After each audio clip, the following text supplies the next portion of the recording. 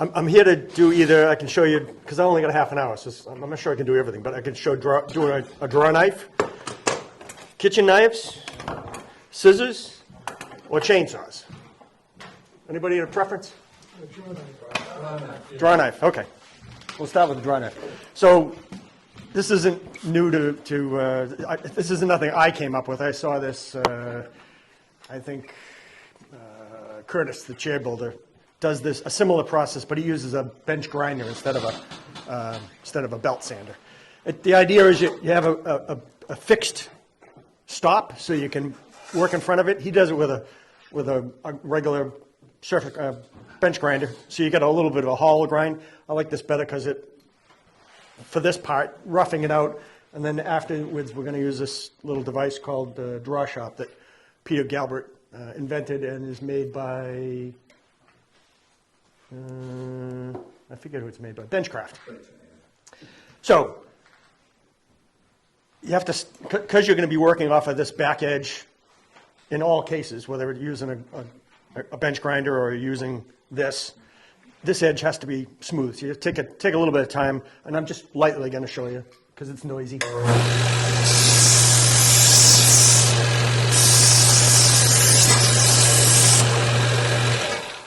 And all I'm doing is making sure that's smooth, so when you're back in here and you're going back and forth in front of that belt, that you're not catching on digs and damage to the back of the belt, back of the blade. So this is the roughing portion of things. I did a little bit of highlighting on there. So we're going to rough the front edge, and there's an angle that you're trying to get to that coincides with this, and it's 20. I have some handouts here. When you guys finish, you can take one of those, but there's a rough angle. I think it's 27 degrees or something that we're trying to attain. And you can measure that angle with a little device like that. It tells you what the angle is, if you've seen any of those before. Because you need to measure the angle, so it can't be too far beyond a certain range. Otherwise, this device won't work. So we're trying to get it rough to that size. So I'm going to make noise again.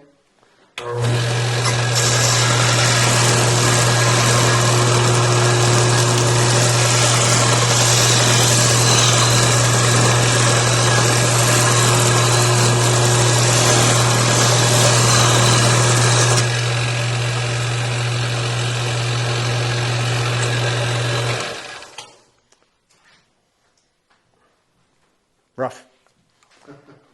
All right, then the next part of this, and there's a little bit of setup, but I did all of that pre coming here, so that I wouldn't have to show it all. But there's two sides to this. One side does the cutting edge, and the other side flattens the back. And then you're putting a little bit of a micro bevel on the back, so you're not trying to flatten this whole thing. So, and I don't use this very often, so every time I pick it up, I have to figure out, how does that work again? So this one goes, it's got these little stops, and both of these posts slide in and out, and they come off. And they have little bits of, this one has diamond pads. It just slips around. So there's diamond on those. And then that comes with it, there's other blocks, little blocks, and little bits of sandpaper that stick on.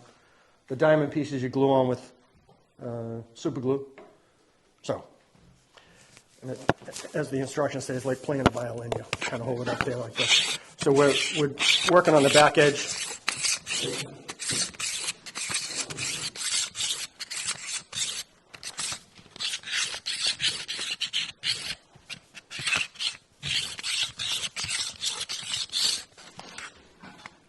You can start to see the edge brightening up right along the front edge there. We're not trying to sharpen all of this. We're just trying to make the back flat. And then the other portion of it is you flip it around. Get that right. Flip this around. And now those little white knobs together with against the stop, you get the angle correct.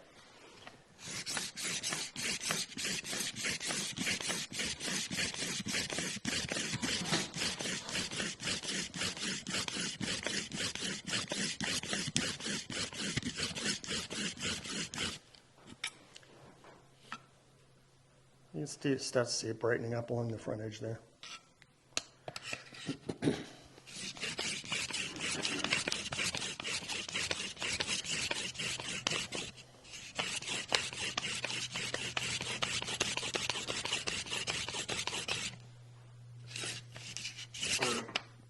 Go ahead, ask questions while I'm doing this. Did you make that tool, Steve? This one? No, this piece? This. No, this is it's sold by Benchcraft. It's called Draw Shop, and it's about $105. And if you don't have one of those, Yeah, good luck, because I don't know how I don't know how you would do it. Say again? Yeah, and it's a challenge to get it. When I'm done with this and you see how good it is, you go, well, that's, doing it freehand's kind of stupid. It's, for $100, I can do it just perfect. Yes, so that little block here. is that set up? Well, when you get up, it's set to a particular angle.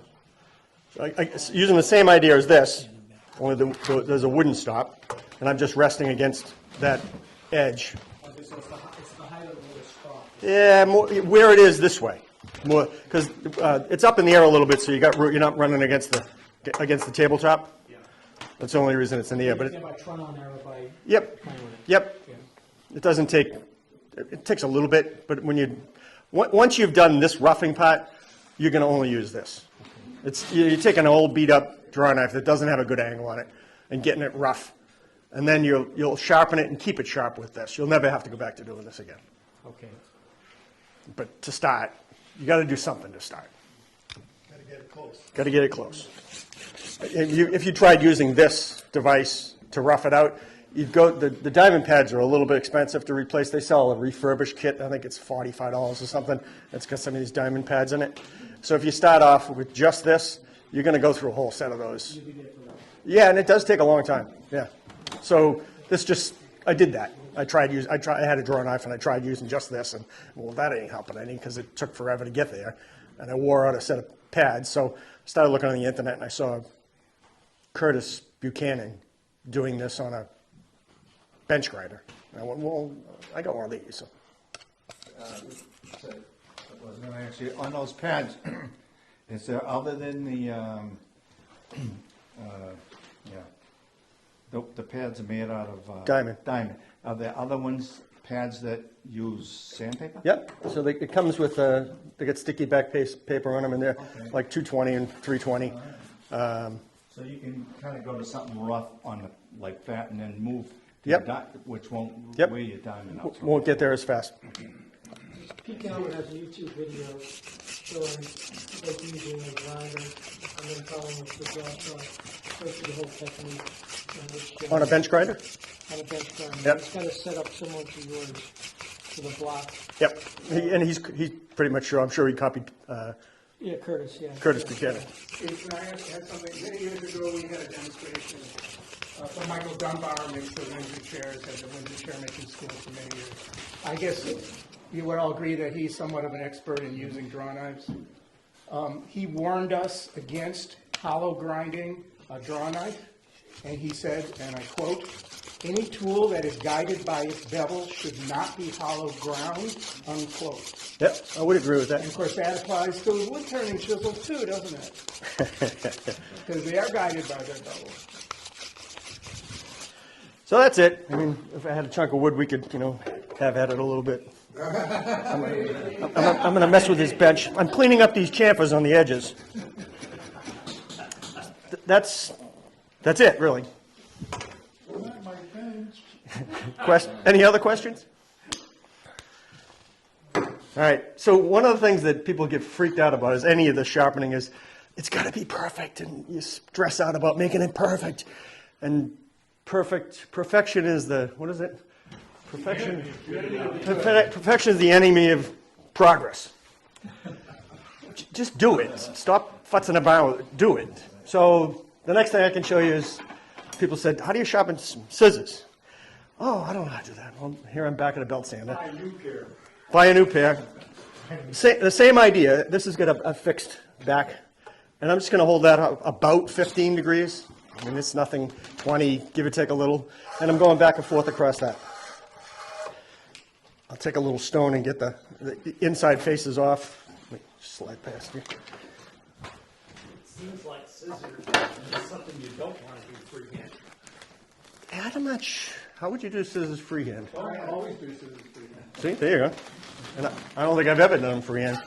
Oh, so you're not doing freehand? No, so I'm just using this to knock off any burrs around the inside face.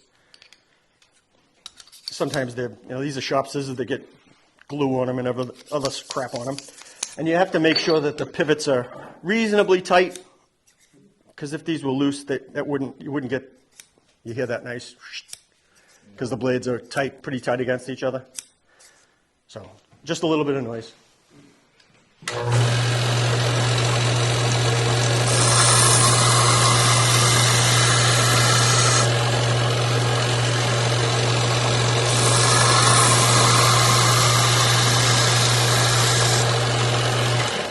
By the way, what you just did, I define as freehand.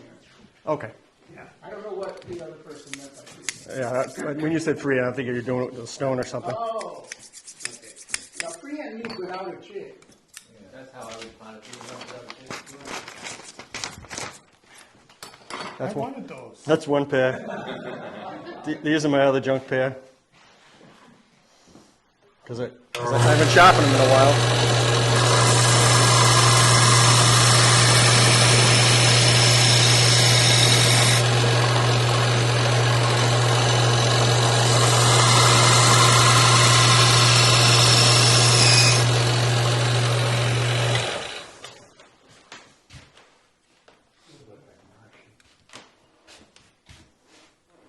Just knock the burr off the back of it.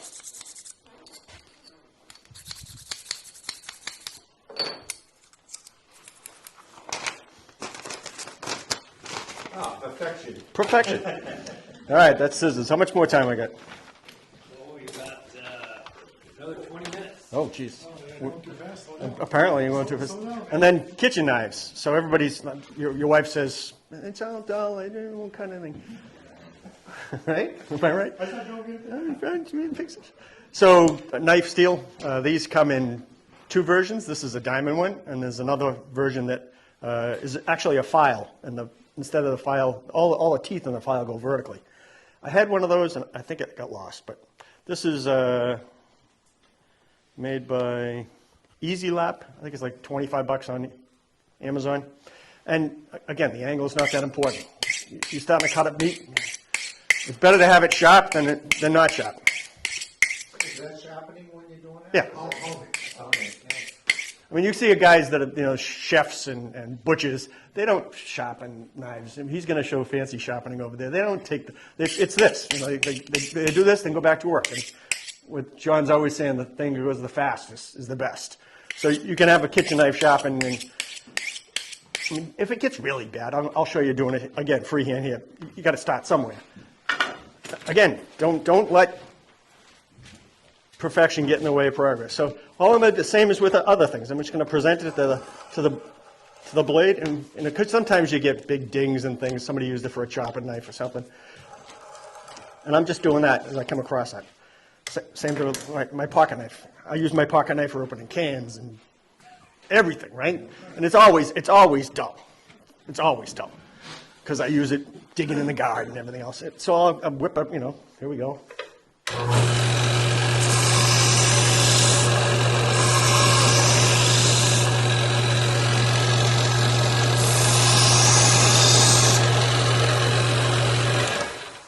Now it's sharp. Can you do that with a serrated knife? Yes. You can. So serrated knives, you would only do it on one side. Okay. Like this. This used to have it does have some serrations in it. At the base of it, it had serrations. I wasn't using the serrations much, so I don't care. So to redress the serrations, you use a file. Yeah, get a fine, very fine file and redo those serrations. Like kitchen bread knives, they have a pretty big scallop in them. You'd have to have a file that would match that pretty well. But you're not really putting the edge on that side. It's just giving it, so the other side's going to give it the sharpness. Tools for sharpening, like, sells that. Say again? Tools for sharpening, I think they sell that kind of stuff. a special file. Yeah, it's file. Yeah, the files you can get at, McMaster Car. McMaster Car's my favorite hardware store, so McMaster Car's got files, every possible conceivable shape and size, and they ship it next day. You have them. Not always the cheapest. Yes, Jim. Steve, what gritty are you normally using? This is a worn out 120. It's kind of worn out. If I was going to start, it was what was on the machine. Again, I don't get too stressed about what it is as long as it's doing the job. Aluminum oxide? Yes. Actually, this might be it's green, so it might be Ceramic? yeah, it might be ceramic. I tend to spend the money on the ceramic because they stand up a little bit more. I don't see it doesn't stay on the inside. All right. I did scissors, I did knives. The last thing is chainsaws. So who here sharpens their own chainsaw blades? Why, you shouldn't even bother that, huh? So, do you do it on the saw? Yeah. You always do it on the saw? I hated doing it on the saw. I hate taking them off. Yeah, I'm always taking them off because they're dull. So, because I do metal shit, I always have a way of holding things. I hate it because when you're doing it on the saw, everything's always jumping in. Even when you get the right angle, it doesn't hold the right angle and stuff. So I made this little block so I can put this in a regular vise and clamp it. So now I have a good hold on things, which is why we. You made that out of aluminum, right? Yeah. So that holds things nice. So now you're not struggling with. So you can make that out of wood too. You can make it out of wood, absolutely. Only because I do things in metal do I do it that way. So that's probably the biggest difference is doing it on a chain or doing it here. And you can make it in wood. Some maple would work fine to hold that nice and tight. And now it's in the right place. So most blades today have, I don't know if you can focus in on that, have a little mark on them showing what the angle is. Not all blades have this, but go ahead, Ron. How does taking it off the bar solve the problem of chatter? Well, come up here and have a file on it. The chatter goes, once you have a good grip on it, the chatter goes away. It's rock solid. It's rock. But I don't have a problem with chatter on the. You don't? On the. I have a wicked problem with chatter. I do it from this side. Is that part of the problem? We also need the right side phone.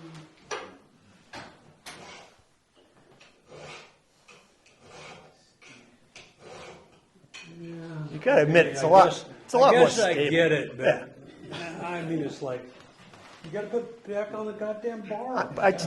Don't you have more than one? Don't you have more than one chainsaw blade?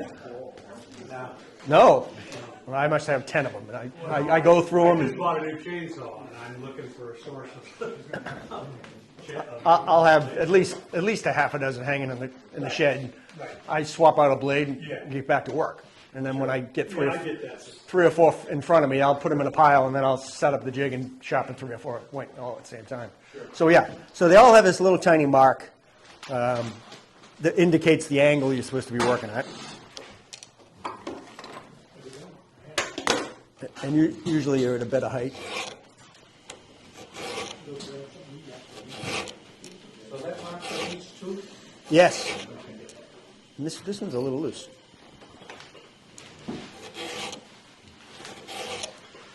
So they all go one way, all right? So you do I mark it and do all the ones facing this way.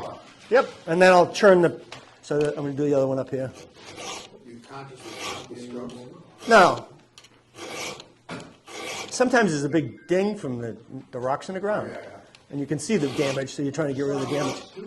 I saw rocks. And then you can turn it around. We need a class on how to put that chain on and off. You gotta keep track of where you left off. Yeah, that's how I usually put a mark on it. You can probably see it though. Well, I mean, it's kind you get the idea. Again, it's about, you can send it off to the guy and have it done for $7 or $10 or $12 a You piece. possibly use the file to file down the. Teeth, yes. So that, I was gonna get there. So as you sharpen a blade, the what do they call them, rakers? Rakers need to be taken down a little bit at the same time. They make a really nice jig for this. I don't have one because steel makes it, it's got a flat file in it and it's got a round file in it. And as you're doing the tooth, it's taking down the raker the right amount. So you don't have, because if you don't take the rakers down after a while, the raker's getting in the way and it doesn't cut. So they work, I don't know, they're like $25 or something like that. Not crazy. I don't have one because I have plenty of files. I'll hit them all as I'm doing. But you like to take the chains off. But it doesn't roll at once. Yes. With the right. Yes, pretty much the right relationship between the cutting edge of the tooth and the height of the raker. There is a relationship between those two. And the blades that don't have rakers, they don't sell to us. Usually you don't see that much because they're not safe. Most of the chains you buy have rakers in them because the ones that professionals use that don't really have rakers cut like a bastard. They just go zing. And and you'll get kickback if you're not careful with it. They're really, really aggressive. Do you use that in your work? No, but I know the theories. Yeah.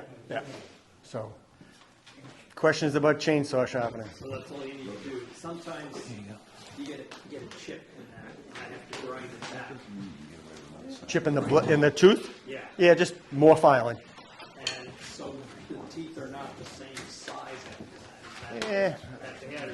Big a difference. You're cutting a log. It's not like you're cutting a fine piece of furniture. It's not that, again, it's the perfection in the way of progress thing. You just get on with it, So, some of my saw blades that have been beat up, they're in a separate hook in the shed. They're called stump chains.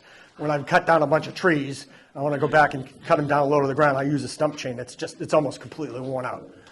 And if I really damage it badly hitting a rock, because you find rocks in the stump, but I don't worry about it. But I have blades that I keep just for doing stumps.